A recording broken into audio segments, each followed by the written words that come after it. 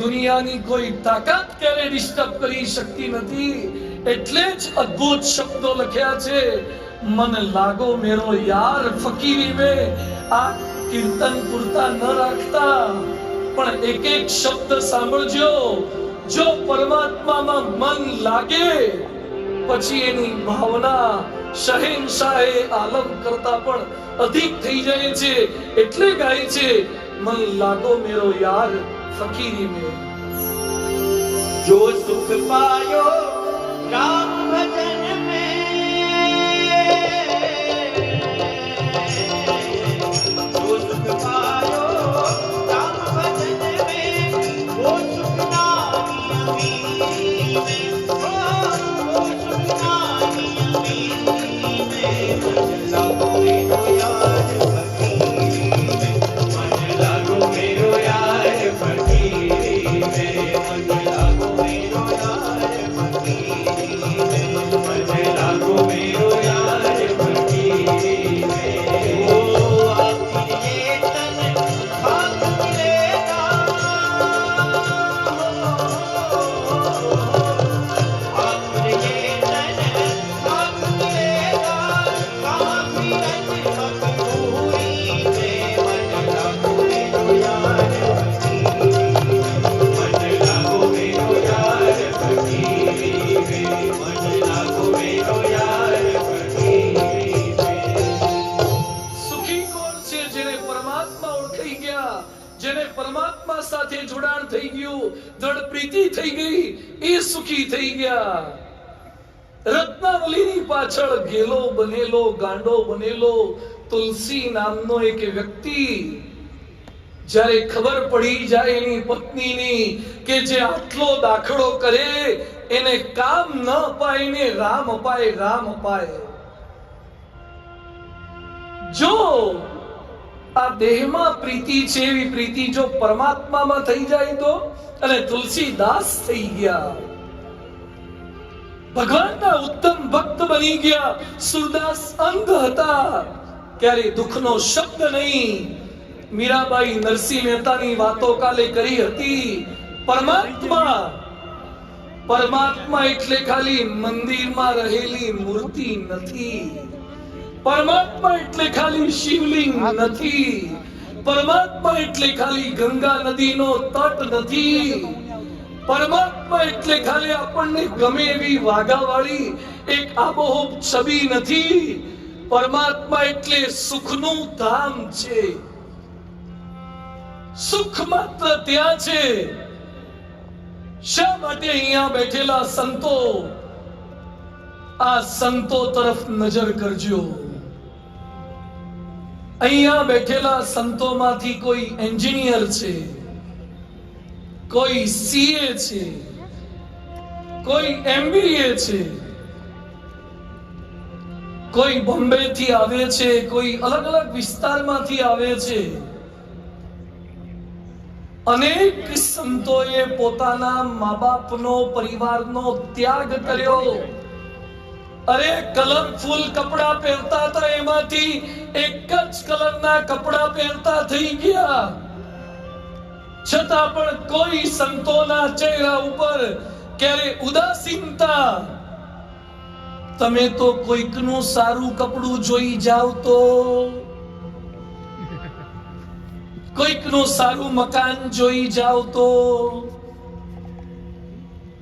સેજ કંઈક વધારે પ્રલોભન જોયું નથી ને લલચાયા નથી. આ સંતો એક મહિનામાં 5 નિર્જળા ઉપવાસ કરે છે. પોતે આનંદમાં રહે છે ને સમાજને આનંદમાં રાખે છે. એ સહજાનંદી સંતોને તાળીઓથી વધાવો. ગિરનારની ગુફામાં કે હિમાલયની તળેટીમાં રહે તો પૂજનીય સંતો છે જ, પણ આ સમાજની વચ્ચે રહે છે. સમાજના પ્રશ્નો સોલ્વ કરવા માટે રહે છે. અરે કેટલી તકલીફોની વચ્ચે, કેટલાકને આંખની તકલીફ છે. અમારા ધર્મનિધિ સ્વામી પધાર્યા છે, જામનગરના કોઠારી સ્વામી, અમને આંખની તકલીફ છે. અમારા એક ચૈતન્ય સ્વરૂપ ચૈતન્ય સ્વામી છે અહીંયા, પ્રકાશ સ્વામી, એમને આંખે લગભગ 99% દેખાતું નથી. એના ચહેરા ઉપર ક્યારેય કોઈ ફરિયાદ આટલા વર્ષોમાં અમે જોઈ નથી. શું જીવન જીવે છે આ સંતો! પૂજ્ય બ્રહ્મતીર્થ સ્વામી, અમારા કોઠારી સ્વામી, રાજકોટ મંદિરના કોઠારી સંત, આફ્રિકામાં મોમ્બાસામાં એમનો જન્મ છે, બ્રિટિશ સિટીઝન છે. પિતા તો નાની ઉંમરના પોતે હતા. બ્રહ્મતીર્થ સ્વામી ત્યારે ધામમાં ચાલ્યા ગયા. એક માતા પોતાના એકના એક દીકરાને ઉછેરે, વિધવા માતા દીકરાને ઉછેરે, અને વિધવા માતા પોતાના દીકરાને ભણવા માટે ભારત મોકલે, જેથી કરીને સનાતનના સંસ્કારો રહે. અને નિયમિત પત્ર લખે કે બેટા, તારો જન્મ મારો દીકરો થવા માટે નથી થયો, પ્રમુખ સ્વામીનો દીકરો થવા માટે થયો છે. આપણે આપણા માટે નથી જન્મ્યા, આપણે રાષ્ટ્ર માટે જન્મ્યા છીએ, સમાજ માટે જન્મ્યા છીએ.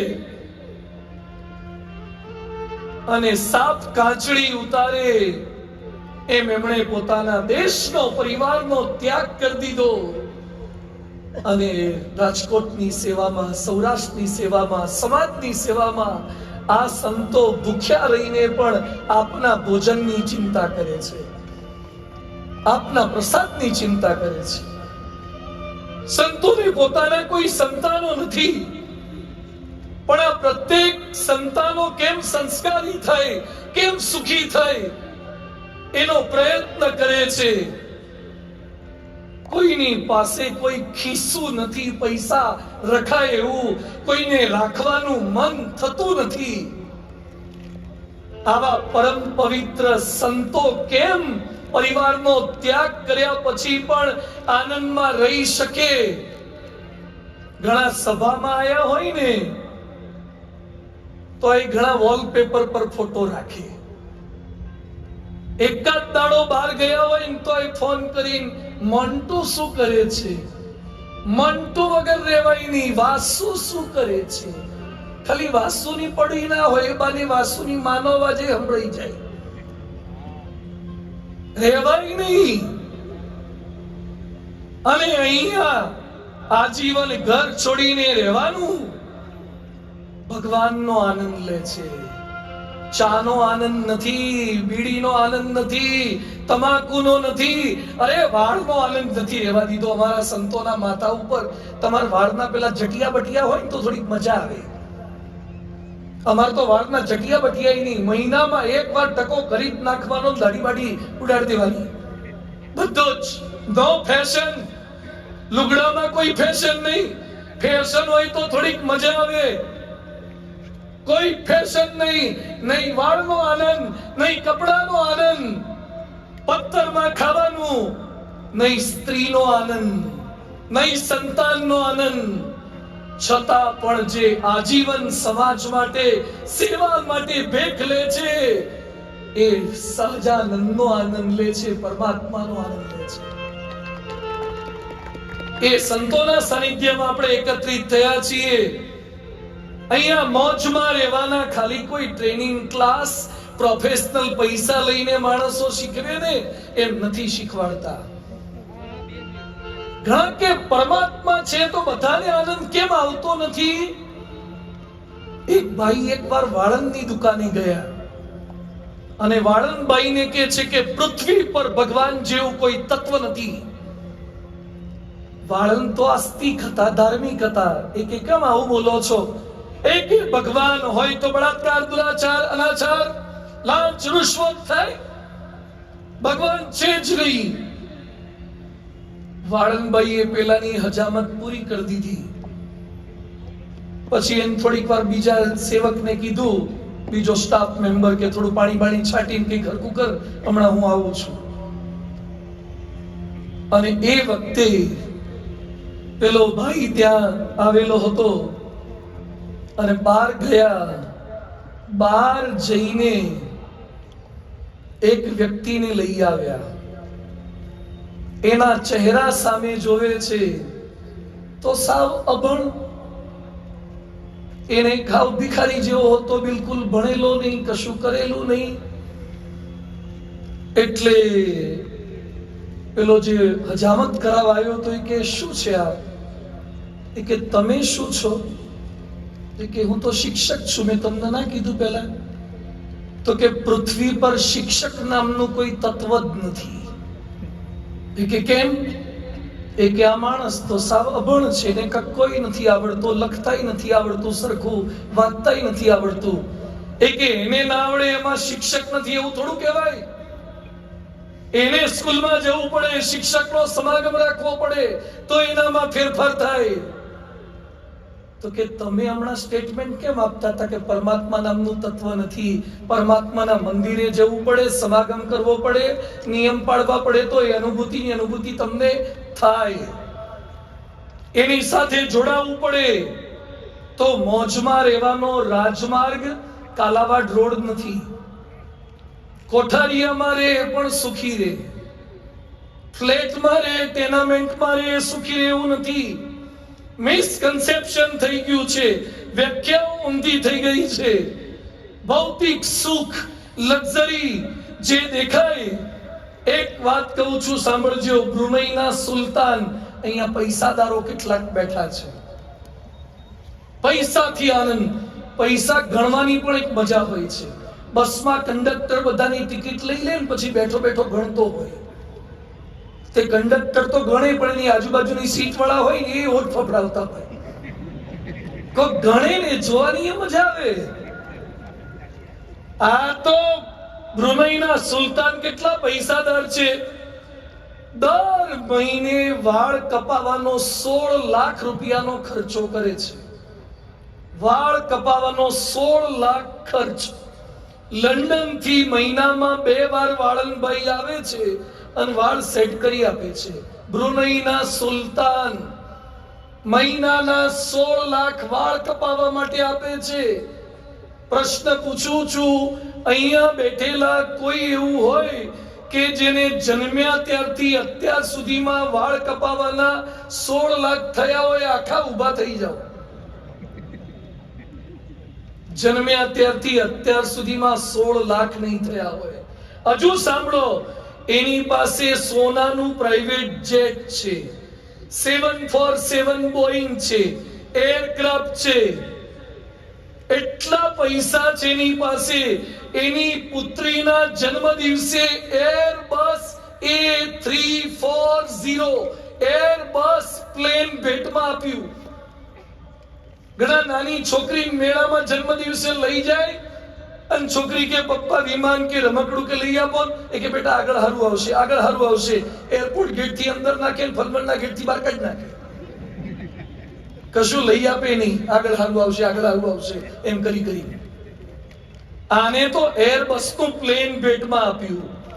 એના મહેલમાં 1788 રૂમ છે. 1788 રૂમ. ઘણા ઘરે જઈએ એટલે પરિચય આપે, સ્વામી 5 BHK છે, આ અમારો ડ્રોઈંગ રૂમ છે, આ અમારો બેડરૂમ છે, આ અમારો માસ્ટર બેડરૂમ છે, આ અમારો ગેસ્ટ રૂમ છે. 5 BHK થી મોટા 6 BHK કોઈ રાજકોટમાં મેં જાજા જોયા નથી. મેક્સિમમ આટલા છે. કોકે વળી એક્સ્ટ્રા ઓર્ડિનરી બનાવી હોય તો 10-15 કરશે. શું બનાવ્યું છે આને મકાન? 257 બાથરૂમ છે. સાંભળજો ધારાસભ્ય, છે તમારે 257 બાથરૂમ?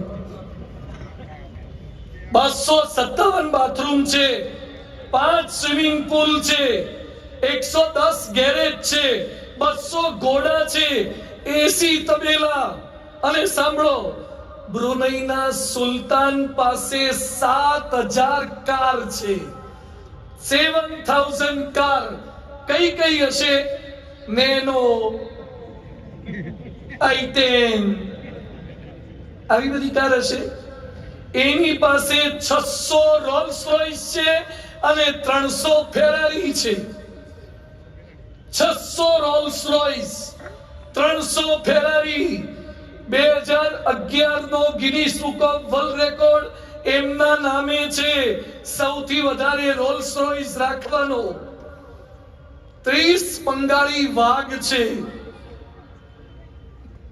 આટલો માણસ કેટલો સુખી હશે. 257 બાથરૂમ. આપણે તો 2 માંડ હોય છે ને હવારે તો લાઈનમાં ઊભું રહેવું પડે છે. અમુક તો હોય ને તમારું પતે એટલે કેજો, હા એ બાને થોડી ખેંચી લે. 257 બાથરૂમ, કોઈ દાડો વેઇટિંગ નહીં. અને એના ત્યાં જાજરૂ બાથરૂમ છે ને, પેલી સિંક હોનાની, અને પોખરા પેલા આવે ને સીટ, ટોયલેટ ની સીટ મોરબીની નહીં, જ્યાં મોરબી કી જતી. સોનાનું ટબ, સોનાનો પોખરો. હવે હોનાના પોખરા પર બેહાય? કેમનું મન થાય એના પર બેહવાનું? હોંગકોંગમાં, સિંગાપુરમાં હોનાનું સંડાસ રાખ્યું છે એક ભાઈએ. તે લોકો આવે એને $10-15 લે અને જોવા દે. $15 આપો ત્યારે તમને જોવા દે, જવા ના દે. જવા દે પછી જોવા દે જેવું ના રે. હવે મારો પ્રશ્ન એ છે કે $15 આપીને, $15 જવા દો, તમારા ઘરમાં સોનાનું સંડાસ હોય તો મજા આવે કે સાવ ભંગાર સંડાસ હોય પણ પેટ સાફ આવે તો મજા આવે? મજા શેમાં આવે? તમારે સોનાના સંડાસમાં કબજિયાત લઈને એવા ને એવા પાછા આવો, ફેરો ન ફાયો થયો ફજીત, જીત ગઈ જળવા, એવા ને એવા પાછા આવો. 12 લોકો લાગે કે અંદર જઈને આયા, 15 મિનિટ બગાડીને જાય હોય. અને મોટે ભાગે માણસ છે ને પેટની બાબતમાં લગભગ ખોટું બોલે છે. કારણ કે 12 કોકને ખબર પડી જાય કે આપણને કબજિયાત છે. અમુકને ઝાડા થઈ જાય ને, રાત્રે 7 વાગ્યા હોય અને તમે પૂછો ને આમ સવારે કે આમ ઝાડા થઈ ગયા, ના આમ ઝાડા જેવું. મન તો સારું સમજાતું નથી કે ઝાડા અને ઝાડા જેવામાં ડિફરન્સ શું હશે. 7 વાર ગયા પછી એ પાછા શું કે ઝાડા જેવું. અને કોક 2 વાર જાય તો શું કે માપ રાખતા હોય તો પછી તો 7 વાર ઇન આઉટ કરી આવ્યો એનું કશું નહીં. સુખ ખાલી સંડાસ બાથરૂમમાં નથી. આ તો સંડાસ તો હમણાં બન્યા, બાકી તો બધા ડબલેશ્વર જ હતા. આ તો મારે હાથ ઊંચા નથી કરાવવા. બાકી ગામડામાં તો ડબલા લઈ લઈને જતા, અને એક ડબલામાં પાછા અમુક તો 2 જતા. એટલો સંપ હતો. ગામના પાદરમાં ઉભો હોય, હારો કે હાલતા રે હું આવું. ભલા પણ તારું ડબલું જ લઈએ, ના કે ભેગા પાર પડી જશે. અમુક તો બધા ભેંસતળ ને જાયવા વાળા તો એવા મળ્યા છે. મેં પૂછ્યું તું તમે ડબલે ગયેલા? મન કે ડબલા વગરે ગયેલા. આ મજાક જેવું લાગે પણ આપણી સંસ્કૃતિ. હું ભાદરામાં ગયો તો, ભાદરા ગામમાં ઉંડ નદી છે, એમાં એકવાર અમે સંતો બધા ગયા, સ્નાન કરવા ગયા. 20 વર્ષ પહેલાનો પ્રસંગ છે. અત્યારે ચિત્ર ઘણું બદલાઈ ગયું છે. એક બાબા કાઠિયાવાડી આતા, હું કાઠિયાવાડમાં નવો હતો એ વખતે, તો 2004-5 નો પ્રસંગ છે. અને એમાં એક આતા ત્યાં પડ્યા, કપડા હોતા પડ્યા. કપડા હોતા ઉપર પહેરેલું, હેઠે ઉથડું પહેરેલું, અને પેલો હાબુ હતો ને નિર્માની ગોટી જેવું, રીનની ગોટી, એ ઉપર ગહે, કપડા ઉપર ગહે. પેલું ઉપર જે પહેર્યું ચોયણું બોયણું મૂથડો પહેર્યું એના ઉપર ગહે. તો મેં કીધું આ કેમ ઉપર ગહો છો? મને કે લુગડું ધોવાઈ જાય ને અંદર શરીરે ધોવાઈ જાય. તો કીધું આ કાઢવાનું નહીં? મને કે ના નીકળ્યા, ના કાઢવું. તો કીધું છેલ્લે ક્યારે કાઢ્યું? છેલ્લે ક્યારે કાઢ્યું તું? મને કે ફાટે તારે કાઢું. ફાટે તારે કાઢું. તું છેલ્લે ક્યારે નાયા હતા? મને કે ગઈ સાલ વરસાદ પડ્યો ત્યારે. ભગવાનને પ્રાર્થના કરું નદીમાં આખું વરસ પાણી રહેવું જોઈએ, નહીં તો આ લોકો હારા એમને એમ રે. આ કલ્ચર આપણા ત્યાં હતું. પણ સુખ ખાલી સાધનમાં નથી, સાધનામાં છે. સાબુ વાપરો,